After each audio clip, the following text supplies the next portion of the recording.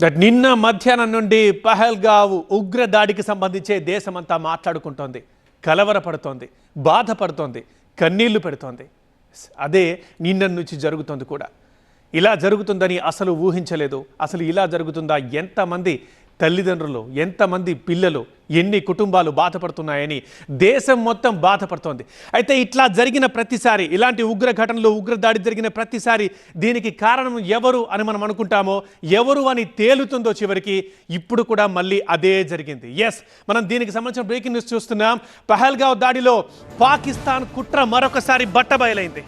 కాల్పులు జరిపిన మూకలో Pakistan army retired జవాన్ ఆసిఫ్ ఉన్నట్లుగా గుర్తించారు. మనం టీవీ9 స్క్రీన్ మీద ఎక్స్క్లూజివ్గా చూస్తున్నాం.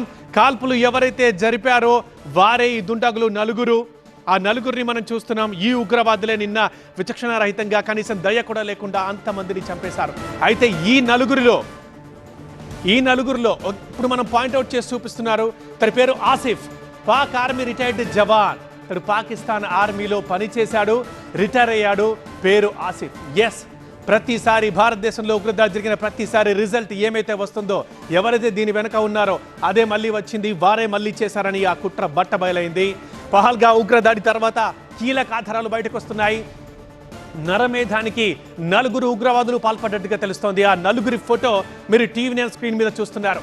ఉగ్రవాదుల్లో ఎవరైతే పాకిస్తాన్ ఆర్మీలో పనిచేశారో మనం చూస్తున్నాం. ఇప్పుడు ఆసిఫ్తో పాటు సులేమాన్, అబూ కూడా ఉన్నారు. ఉగ్రవాదుల భాష, మాండలికం వివరాల్ని, వారు ఏమైతే మాట్లాడారో, ఎలాగైతే బెదిరించారో, వారు ఏ యాసలో, ఏ భాషలో, ఏ మాండలికంలో మాట్లాడారు, ఆ వివరాల్ని ప్రత్యక్ష సాక్షుల నుంచి సేకరించింది ఎన్ఐఏ బృందం. టెర్రరిస్టులు పష్తూన్ భాషలో మాట్లాడినట్టుగా గుర్తించింది. పాకిస్తాన్లోని ఉగ్రవాదులతో టచ్లో ఉన్నారు ఈ నలుగురు. ఆ నలుగురిని మనం స్క్రీన్ మీద చూస్తున్నాం. ఈ నలుగురే నిన్న ఇంతమందిని పొట్టన పెట్టుకున్నారు.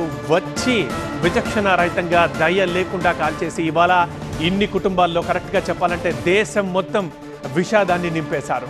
రైట్ సైడ్ బాక్స్లో చూస్తున్నాం ఒక ఉగ్రవాదికి సంబంధించిన బ్యాక్ సైడ్ ఫోటో. ఇక ఈ నలుగురు దుర్మార్గులే, ఈ నలుగురు రాక్షసులే ఈ మారణకాండకు పాల్పడింది. అందులో ఇప్పుడు మనం పాయింట్అవుట్ చేస్తున్న, జూమ్ చేసి చూపిస్తున్నాం పిక్. ఇది ఆసిఫ్. ఈ ఆసిఫ్ పాకిస్తాన్ ఆర్మీలో పనిచేశాడు, రిటైర్ అయ్యారు. దీంతో వెరీ క్లియర్, ఈ కుట్ర వెనక, ఈ దాడి వెనక, ఈ మారణ హోం వెనక పాకిస్తాన్ ఉన్నట్టుగా క్లియర్ అయిపోతుంది మనకు.